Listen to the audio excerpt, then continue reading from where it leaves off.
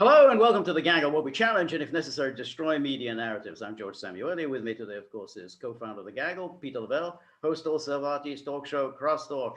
Well, you know what day it is today, Peter? It is the day on which the world is decided. The fate of the world, I should say, is decided. Bobby's been waiting all week. He is very nervous, and rightly so. As far as I know, he's not on the... He's clear. Yes, he's in the clear, at least for today. Yeah, we're going to decide who deserves thumbs ups and who deserves thumbs downs. As always, the thumbs downs outnumber the thumbs ups, but I have to say this week there have been a few thumbs up. But anyway, I'll start with the most obvious thumbs down, which is COVID. The way the U.S. administration is handling COVID. Well, there's plenty there to go around. So we're in the position of the administration screaming about vaccines, enforcing vaccines, making life miserable for anyone who doesn't take vaccines. So any federal employee who doesn't take the vaccine can expect to be tested 2-3 times a week. Those tests are not pleasant. Segregated, set somewhere else. No travel or whatever. So it's almost like an apartheid system, while at the same time, the administration is throwing up its hands and saying, well, the vaccines aren't really effective because they're no use at all against the Delta variant. And the majority of the people now being diagnosed with COVID have been fully vaccinated. So you get this bizarre issue of insisting on vaccination on point of, in the case of Nancy Pelosi, arresting people and so on. And while at the same time saying, it's ineffective. So, you really have to think, we've tried the masks, we've tried the lockdowns, now try the vaccinations. Maybe, just maybe, it's time to rethink the approach to COVID. This blunderbuss approach of hitting everybody, the entire population, isn't working. Unless it's a political strategy, which seems to me the only obvious conclusion, because they've tried everything else. I think most people will probably want to faint or vomit if they ever hear the word science again. And this is what they have done to this all. One thing that's for sure, they are in a real quandary here. I'm not an expert, obviously, in epidemics and biology and all that, but it seems to me they should be basically taking a victory lap, okay? Because if the vaccines are not very effective with the Delta variant, but the Delta variant most likely, almost inconceivably, be able to kill you. I mean, you'd be able to say, hey, we're basically out of the woods. Right. That's why I think there's a political angle to this here. They can't let it go. They can't let it go, because this is a way to do, is this purity test, we are good and clean, literally clean, and they are the dirty ones, okay? Right. And I think they like that paradigm. I think they enjoy it, and I think they can see being able to virtue signal themselves into the next election cycle. Yep. I think it's a terribly bad strategy, really, really bad, okay? And all of these, Democrats say, well, we won the White House and we have control of the Senate, and we have a razor thin control of the House of Representatives. We must be doing something. Almost everything about that statement is wrong. Okay, there was no blue wave in the House. Okay, and I think there could be again. Why do we have to keep incessantly talking about this? Because they don't want us to talk about immigration, guns, violence, the opioid crisis. They don't want us to talk about that. Always, COVID can always be tied to Trump. Yeah, always. Have to hit the nail on the head, because if they were really that panic-stricken, that anxious about COVID, then A, they wouldn't be letting in people across the border who are infected. B, they would really, really be absolutely hell-bent on determining the origin of this virus. Where did it come from? Who knew what, when? About the origin of the virus. Those issues, absolutely, they don't want to do it. No, what they want to do is talk about how these terrible unvaccinated people, these are the evil people who must be punished, humiliated, thrown out of their jobs and have no part in society. That's what they want to focus on, and somehow link that with Trump. Even though Trump was the one who gave us the vaccine, and Trump has always supported the vaccine, somehow the unvaccinated, they're all Trump followers, even though that isn't true either. But I think that's the agenda. I've never seen such a catastrophic reversal. And basically listening to Jen Psaki just basically now just saying, why are you asking questions? I mean, it's basically gotten down to that. Right. Okay, since we both had the same one, I'll go next here. The JCPOA talks are stalled here. Wow, surprise, surprise, okay? I was for it. It was one of the only Obama era initiatives that I was for, and I was very much against Trump dropping out of it. But as you and I both knew at the time, once Trump withdrew, getting back in would be virtually impossible. And now it's very unclear what each side gets from it. Okay, I think that's really what it is. And what happened was in the intervening years, since the signing of the agreement to now, is that the sands power, the sands have shifted in the Middle East tremendously. And not to the detriment of Iran, by the way.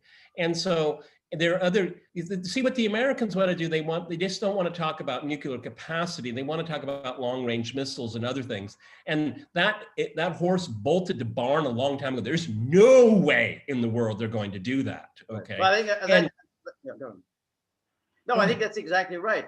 And that essentially the Biden administration bringing in these issues, such as the Iran's missile program, as well as Iran's regional activities, such as its support for Hezbollah and its support for Shia in Iraq and its activities in Syria.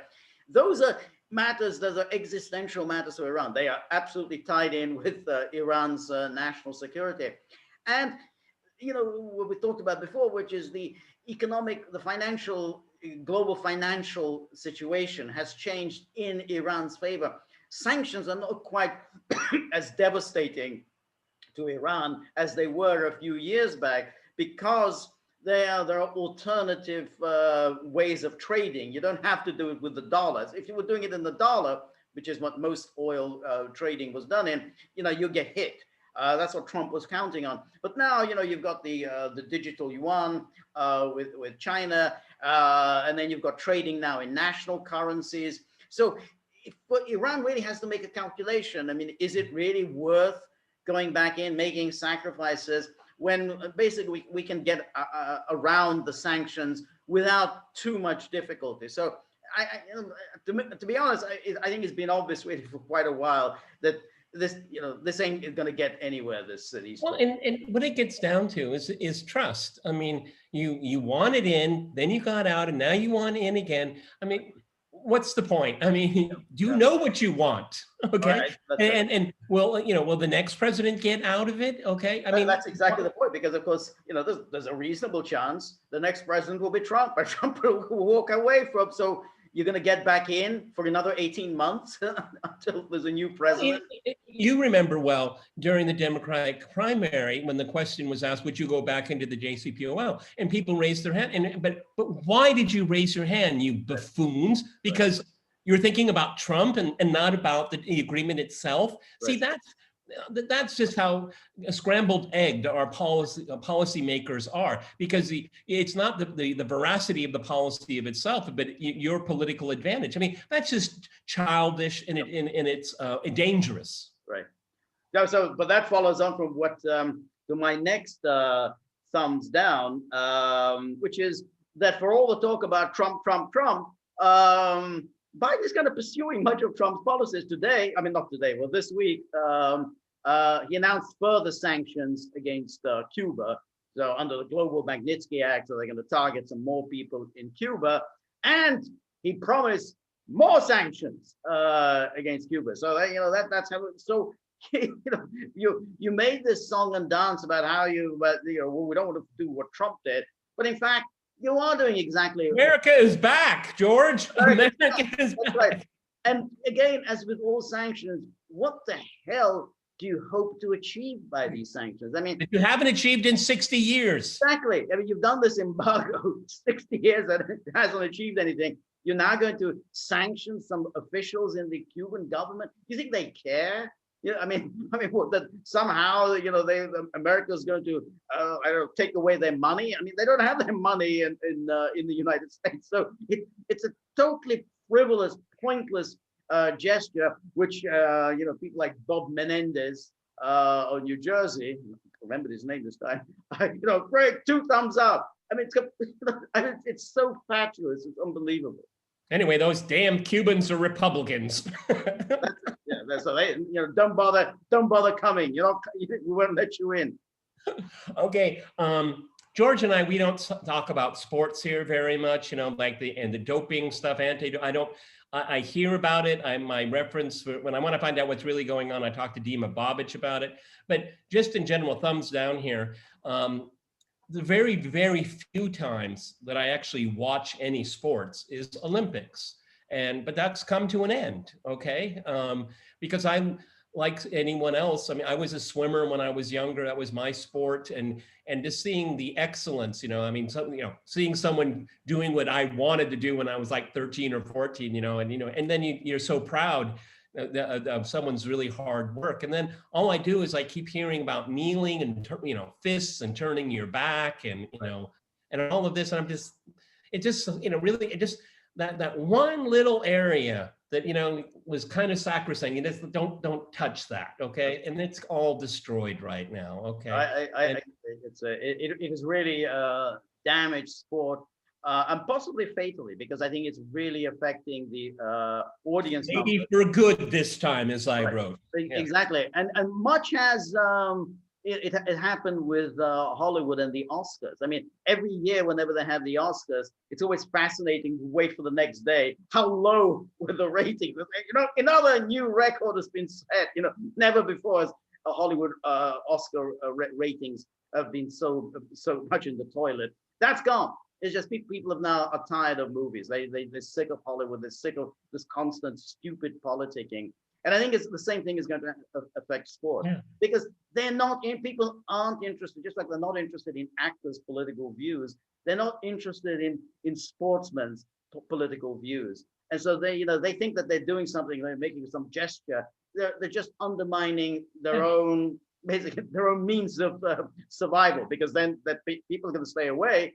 Sponsors are going to stay away, and they're not going to make so much money. So they're shooting themselves in the foot. Yeah, like with the Oscars, that now they have like a Politburo where you need this percentage of blacks and people of color and trans. I mean, it's a playbook, and you have to develop your craft and your story around these parameters, which is not art. Okay. It's not art, okay? It's bad politics, okay? Yeah, so, wokeism in sports, rest in peace. Go ahead. I agree. My next thumbs down is following up on what we were talking about, which is the New York Times.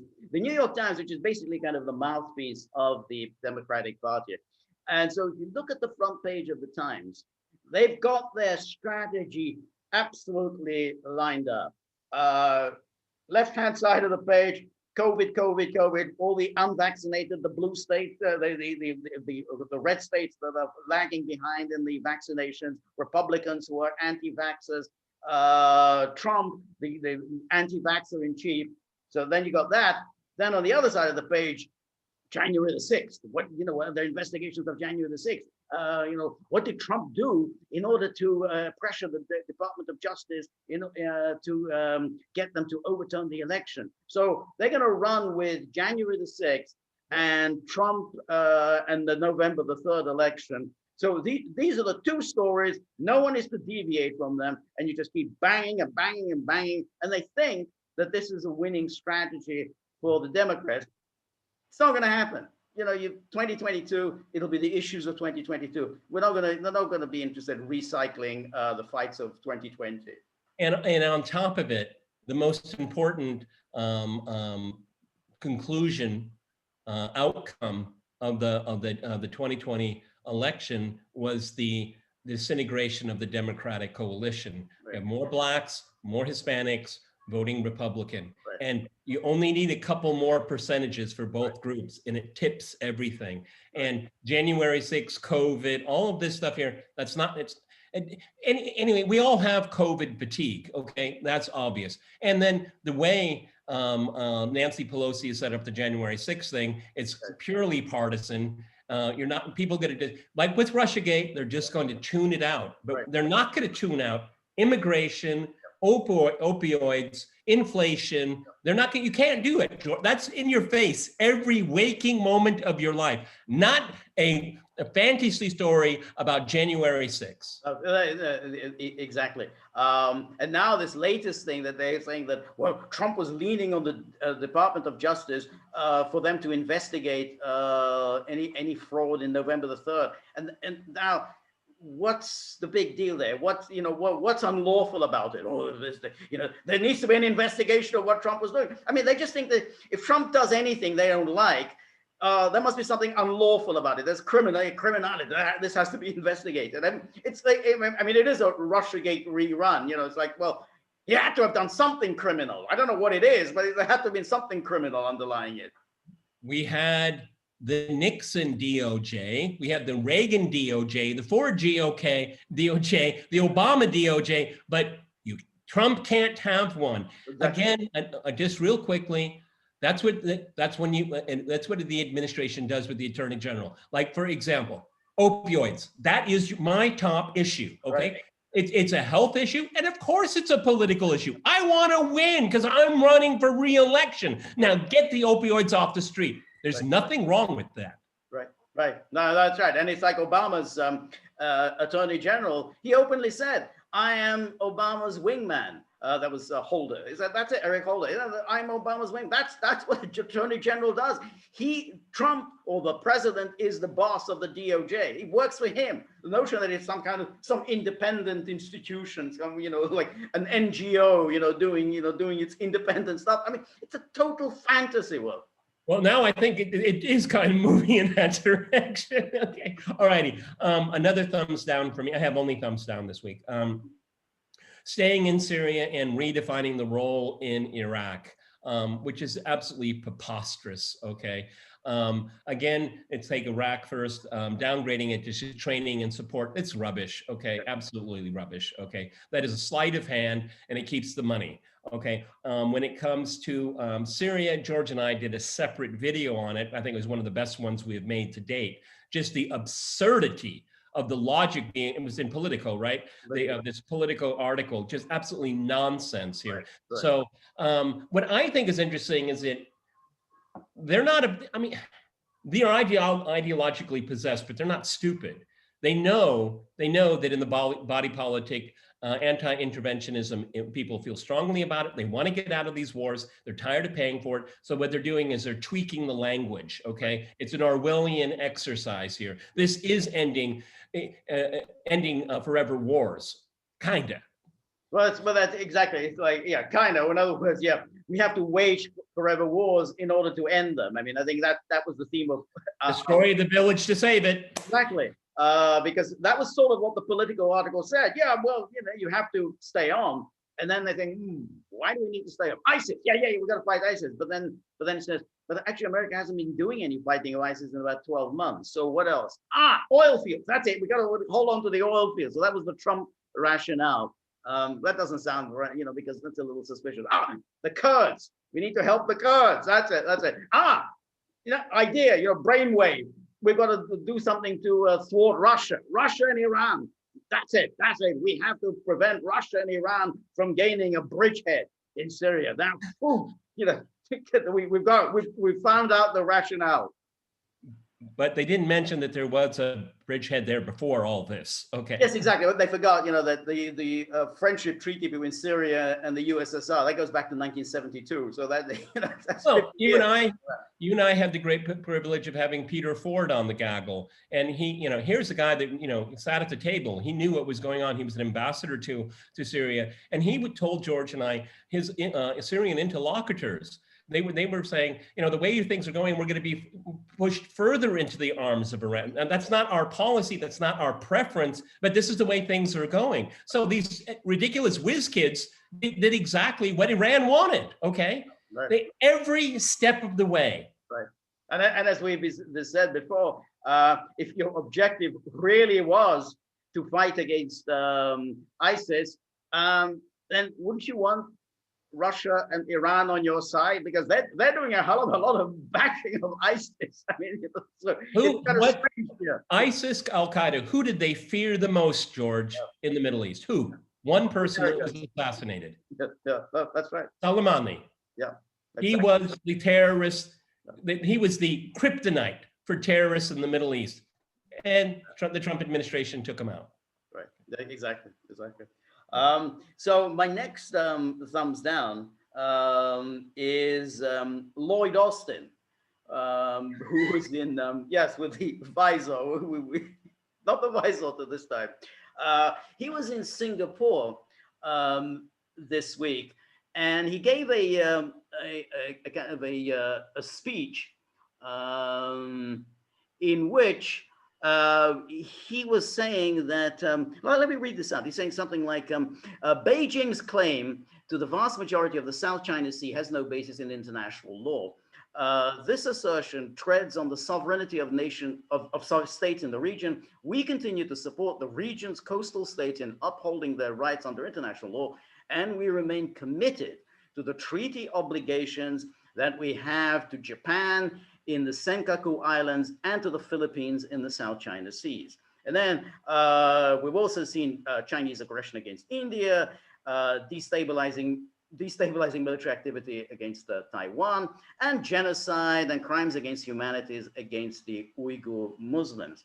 So here's, this has hardly been noticed, in that what Lloyd Austin is saying here is that United States is committed to going to war for a whole bunch of islands for the Philippines and for Japan. That's what he's saying. Now, he may be just talking off the top of his head. He doesn't know what the hell he's saying. But essentially, the United States is now committed to going to war with China on behalf of some godforsaken islands in the South China Sea. This is absolutely insane. I mean, you've got a recklessness of stunning proportion. It hardly got any mention in the media. Again, as people preoccupy themselves with Trump and COVID, but what the hell is the United States doing, making these open-ended commitments for some uninhabited islands? Well, this is the case against these kind of treaty obligations, because there can be a misunderstanding, there can be an error, there can be an accident. And what it does is that, when you think about August 1914, right. When you distill it all down, when you look at the decision making, when you distill it down to its core, it's all about upholding prestige. Right. This is what it ended up being all about. That's right. Okay. And so and these are monarchs for the most part, okay? And it's your family's name and posterity on the line here. Now, how this applies here is that the United States has put itself into a amazingly perilous situation, because for a bunch of rocks, you're going to tell the American people we have to go to war over rocks. Right. Okay. That's the point. And that's why this is so irresponsible. See, what you need to do, this is all simple stuff. This is nothing new. Instead of saying, what you do is you say, we will defend our interests as we define them, but we're not going to necessarily tell you, okay? That's how you do it. And so, but you're saying, this rock right here, if anything happens to this rock, okay, we're going to rain a nuclear winter on you. Right. That is so irresponsible. It's irresponsible. I mean, remember when Eisenhower, he at the time in 1953, there was all the talk about liberation and rollback in Eastern Europe. And then, of course, the Soviets moved their tanks into East Berlin in 53, and then they moved it in 56. And the United States did nothing. Now, of course, the United States did look very stupid as a result. I mean, you talk long and loud about liberation and rollback, and of course, you weren't going to do it. But this stuff is more dangerous because at least then, people were capable of acting sensibly. I mean, Eisenhower, just a few years since World War II, he wasn't going to go fight the Soviet Union over Hungary, because that was Hungary's then. That wasn't some bunch of islands in the South China Sea. But he wasn't going to do it. You can't just sacrifice your people for some country like Hungary. But Lloyd Austin is going around talking like this about a bunch of rocks. And what if he's put to the test? What happens then? Now you either get humiliated, absolutely get a good kicking, or what's worse, which is it escalates rather nastily. Where do we get the term, George, paper tiger? It's a Chinese term. Yes. Yeah. Okay. And I'm sure this is what the decision makers in Beijing are thinking. Okay. If there is an incident, my sense would be, logic would dictate, make sure you don't escalate it and see what the other guy is going to do. So you really want to commit another aircraft carrier to this rock. Right. Okay. Okay. Right. But that's your decision. Right. Yep. No, See, if you look at game theory and you look at the rhetoric of the Secretary of Defense, they have nothing in common with each other. And that's why it is creating such a dangerous environment here. I mean, our commitment. Okay.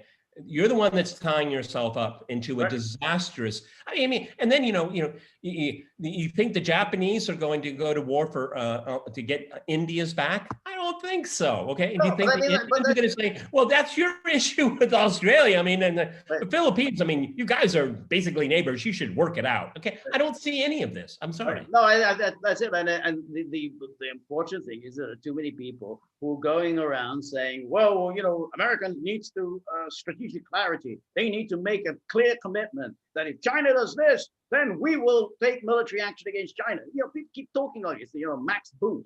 We need strategic clarity. If America, China does this, we go to war. I mean, it's just absolute nuts. I mean, you're not in any position to take on China. This is far more important to China than it is to the United States. It's of no importance whatsoever to the United States. So you're making a commitment about something that is of no importance to your country whatsoever. I mean, if ever there was something that's completely irresponsible, then that's it. What's happening right here, and this is something that the political class cannot even seriously start conceiving, is that global hegemony has come to an end. It's not trying to maintain it. It's come to an end, and you're going to have to come to terms with it. This is the first time the Western world has had to deal with a peer, an equal peer. First time in 500 years. And this is something that they can't understand. And that's why, and you and I talk about it so much, they fall back on quote unquote values. Well, they're not the values of everyone else, okay? Rules-based order. I mean, put that through Google Translator in every single language in the world, and it'll come up with, does not make any sense. Right. Yeah. No, that's right. I mean, it's but when you go to Singapore and then you start making these kinds of statements, showing open-ended military commitments. In other words, we are going to invoke our military treaty with the Philippines on behalf of some big pieces of rock against a nuclear superpower. Then you have to be a bloody idiot, and and probably Lloyd Austin is just that. He's just a lobbyist, okay. And remember, he had the Afghan desk. Look at his legacy, folks. And now he's Secretary of Defense. Right. He was a loser like all the other ones that ran the show. Speaking of which, CNN's coverage of Biden's town hall, it's horrifying. You had Don Lemon finishing the president's sentences for him.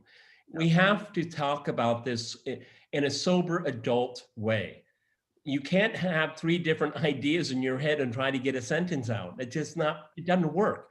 Right. All of us will be in that situation one day, and we've all seen it, and it's painful for the person experiencing. It's painful for people watching that person there. But there was Jimmy Dore did something on it, and I had looked over a couple times, and they had someone put a picture of Joe Biden, CNN town hall, and the message on the was crushing it. Yeah. I'm not really sure Right. what, I mean, you could interpret that in so many different ways. What's being crushed? Right. But I think that's an interesting issue because on many of these occasions, Biden is completely incoherent, saying, weird things. I mean, leaving aside when he's Mom, where's mom? Mom, and then when the way he snaps, particularly at female reporters, very extraordinary. Whisper. Yeah, and then the whisper, downright creepy, with that whisper the other day, "You're not going to die. You're not going to die." Whoa, you really felt like we're in a horror movie.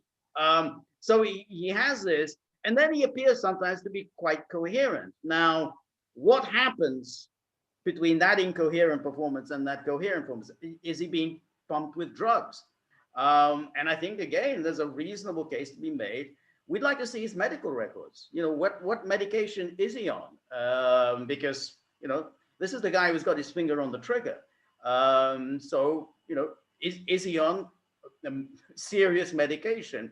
Because to get from this bizarre performance to apparently, quite sober, reasonable, when he met Putin in Geneva, he sounded quite normal. Something had to have happened in between. And if he is, the serious drugs are being pumped into his body, I think we do need to know something about that.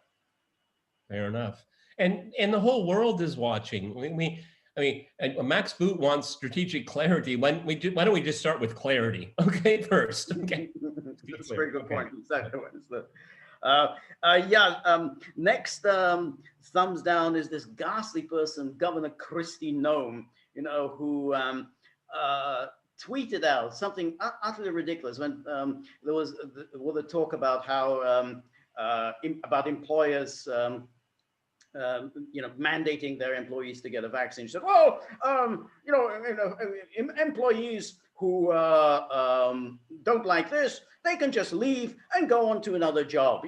That's really the American way. We have the market. Employees can just go on to another job, and everything's sorted out."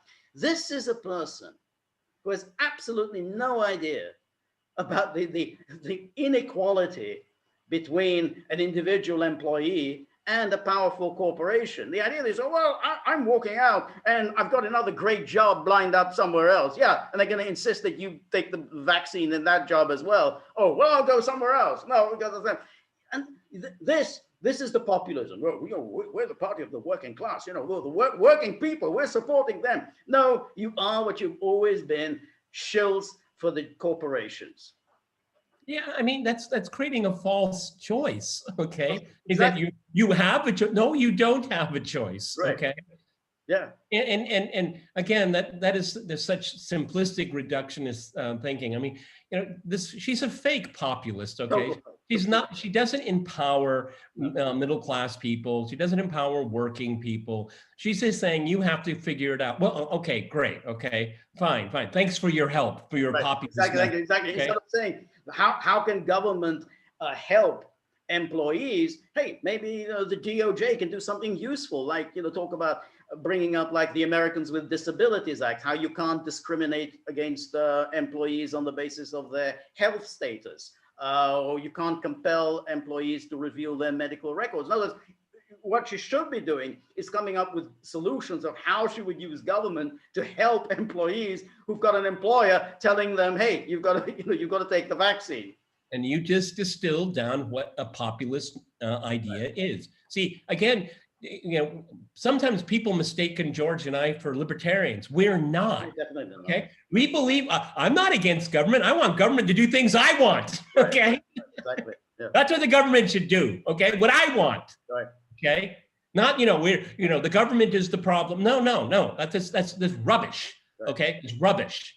Right. Okay, and that is abrogating responsibility, and you're giving it power to corporations and their shills in politics. Okay, we're not libertarians, folks. Not at all. No, and that's Kristi Noem. Last time we saw her, what she said, she caved completely to the corporations. Her own party passed this legislation about the boys participating in girls' sport, and then boom, the corporations leaned on her, and she caved right away against her own voters. And she went on national television with her tail between her legs and humiliated herself. And with that inane grin on her face. I mean, that when she held, Tucker Carlson was very serious, and she just sat there with that inane grin. It was just a horrible performance. It isn't an equal competitor to, but it is a near competitive behavior to Kamala Harris's hackling. Yes, okay. I agree. Yeah. All righty. Afghanistan. It can't leave it alone. They can't let it go. Okay. It's like a pacifier in their mouth. They can't let it go. And the pacifiers are good one because they're sucking on something. Right. They're sucking, you know how much Afghanistan's going to get next year? $3.3 billion, folks. We're supposed to be out of Afghanistan. $3.3 billion. I bet everyone watching this video would have an idea will spring to your mind in a second what you would do with that money for people. Okay? Right. Why are we pouring money down a rat hole still? It's infuriating. Right. And it's always that tripwire might have to go back in. We might have to go back in. Okay. Right. The slippery slope never ends. Right. No, I think it's about, which is why I think it's very important that no bases be provided to the United States in the neighboring Central Asian states, because that would facilitate any American return. No, I think it's absurd. Now, it is true that all of the neighboring states to Afghanistan, as well as Russia, are very concerned about the return of terrorists. They are concerned about ISIS coming back, and so on. That's a legitimate interest. The problem is, the United States has a very bad record of that. I mean, how can you, on the one hand, be in favor of Al Qaeda and ISIS in Syria, and then pretend that my God, we can't have ISIS in Afghanistan? And there is some evidence that the ISIS is returning to Afghanistan. How exactly that's happening, whether they're being shipped from somewhere, but there is evidence that it's coming back. And Al Qaeda in Yemen is good Al Qaeda. Remember that, okay? Okay. Yeah. We have the good and the bad. Okay. Exactly. I suggest everybody, I think it's still up, go to antiwar.com. There's a very interesting article on the Special Inspector for Afghanistan Reconstruction. And he basically is saying the current guys, he's been there, I think, since 2012. He's saying, from what we can see, the US will make the same exact mistakes all over again in Afghanistan and elsewhere. This is the Special Inspector for Afghanistan Reconstruction. He says that these are his words. Yeah. So now I have, one more thumbs down, which is now, Nancy Pelosi and the House Democrats have drafted a letter demanding that everybody who works in the House, which means elected representatives, as well as their staffs, and as well as all the clerics and ancillary workers, everybody gets vaccinated. If they don't get vaccinated, they're going to have that the thing of the 2 or 3 tests that you're going to have to take every Scarlet letter. Yeah, Scarlet exactly. Letter. I'm still somehow baffled by how a legislator like Nancy Pelosi and the House Democrats can go around using these kinds of coercive tactics. I would have thought this is ripe for challenge in the courts, but it's just absolutely outrageous to insist on this, particularly as everything that's coming out about the lack of efficacy of these vaccines. So they're completely useless. So that's why we've got to wear a mask. But you better take it, or else, as you say, you're going to have a scarlet letter. It's a completely incoherent message. The only thing that's coherent is the very nasty coercion that's threatened here. Well, another thing that is very clear is the cowardice of the Republicans. Okay, there's a lot of clarity in their cowardice. Okay, because these just a box of rocks. These guys. Okay, really, all of them. Okay, box of rocks, useless. Okay. I mean, how many seats do they have? It's like a 4-seat margin in the Very House. small, very, very small. Yeah, yeah, yeah. Well, but they're shaking in their boots, aren't they, all the time? Yeah, What's exactly. wrong with these idiots? But whether the Democrats are in the majority or in the minority, they call the shots, which tells you something about the Republicans. You know, they're just completely useless. I mean, we talked about this before. From 2017 and 2019, the Republicans held the House. Who would have thunk it? That was the heyday of the Russiagate hysteria. And Democrats ran with it, and they were in the minority. So I mean, so it doesn't really matter. The Democrats are always doing the running. Right. Because the Republicans just care about tax cuts and deregulation. That's it. Yeah. Okay, I'm done. Okay, I've got a couple of thumbs up, sort of thumbs up. I mean, I got one thumbs up, which is the Washington Post today has an unusual symposium. The symposium is called "What Trump Got Right," and yeah, you look at it, and I want to tell everybody, George reads the New York Times, so we don't have to. Keep going. So this is the Washington Post, and it, much of it, I think, you and I are not going to like very much, because there's somebody there saying, hey, he was really tough on Russia. This I forgot her name, Alina Polyeva or something. I think he was really tough on, whatever his rhetoric about, getting on with Putin, he was really tough on Russia. Good thing. And then there was your friend Michael O'Hanlon saying, yeah, he killed Soleimani. That was a bloody good thing to do. Then there were a couple of people there who said that they liked his trade policy. So no one said anything about the immigration, but there was one quite amusing one by, I think, Anna Maria Cox, who kind of a feminist, is saying that, well, he destroyed once and for all the White House Correspondent Association dinner. It was always a horrific affair, and somebody needed to destroy it, and Trump actually did it. So I think that was the most amusing part of it. So I mean, much of it is that the tone is condescending and whatever, and the points made. These are actually among Trump's worst policies. His policies on Iran and Russia and so on. But I thought it was kind of interesting that at least Washington Post had the courage to have a symposium, what Trump got right. Yeah, but there's not much courage in just having kind of flippant, sarcastic things. I agree.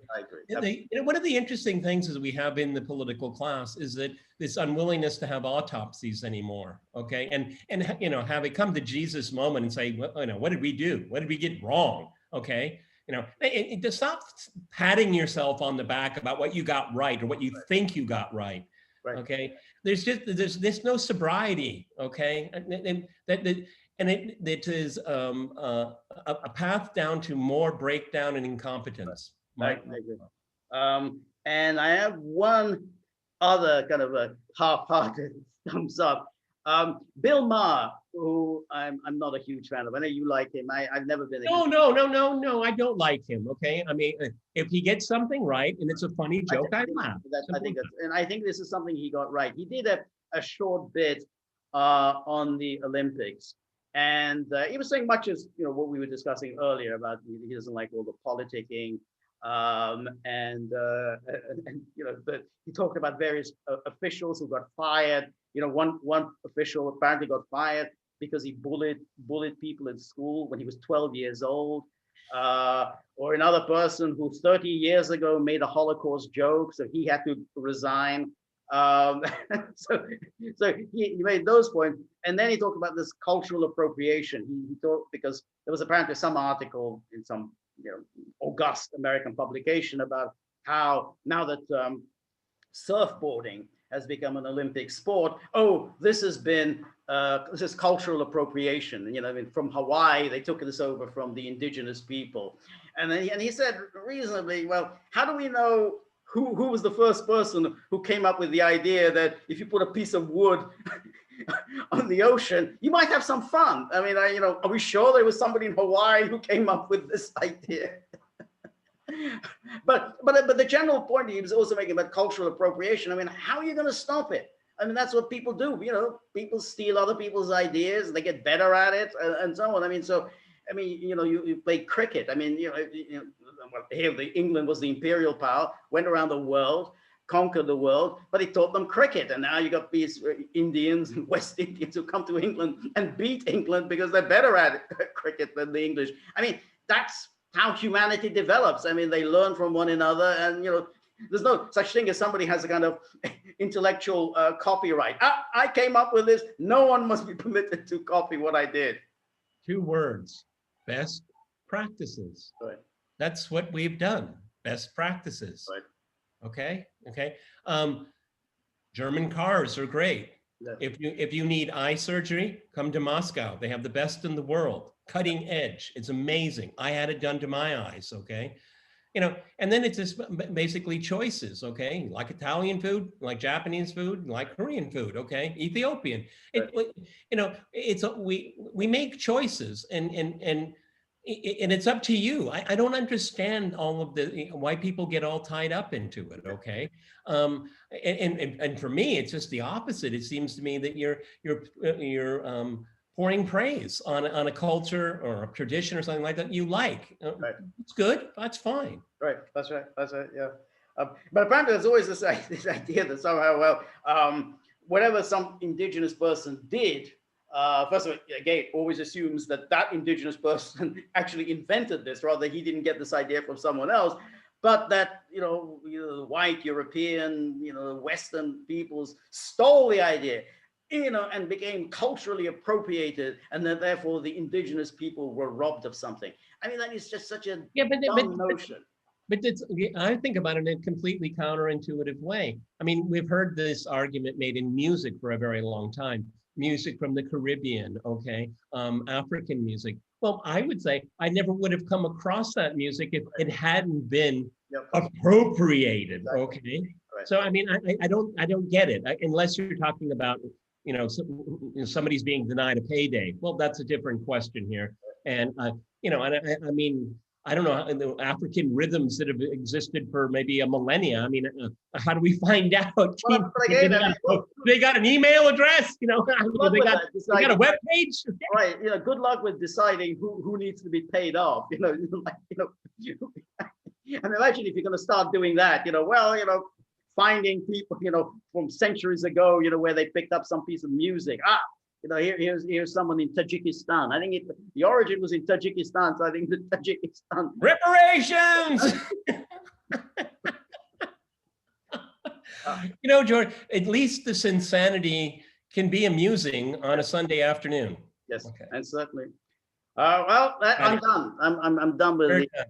Okay, everybody, that was a good one. We're on Locals, so go to thegaggle.locals.com. Please sign up to do a Zoom interview with George and I. They're always a lot of fun. We've done our first Q&A, which was very successful. We're going to do another one this week here. George started his own live streaming. He had a few false starts. That was my fault every single time. I interfered, which I didn't know I was doing. I learned something. I will do it this week, and it'll be a very regular thing. And what else do we have here? I think we also have the store. We have the store. The store, exactly. We have a store, lots of interesting items. Buddy is the best-selling item. He's he may not do much all day except sleep, but he's a bestseller. So he's making money. Yeah, well, he wants his paycheck. He was listening to us. Okay? He was listening, and don't appropriate my image. And now we're going to bring out the issue of the tip jar. To which Buddy helps himself rather too generously, if I may say. But in all seriousness, anything that you can contribute to the tip jar would be most appreciated. We don't have rich billionaires, billionaires bankrolling us. In fact, they don't like us. So anything that we don't like them. Yeah, we don't like them. So whatever you can do, we would be very grateful for, because the more we get, the better we are. Anyway, if you like the Gaggle, please like, share, and subscribe. See you soon. Bye.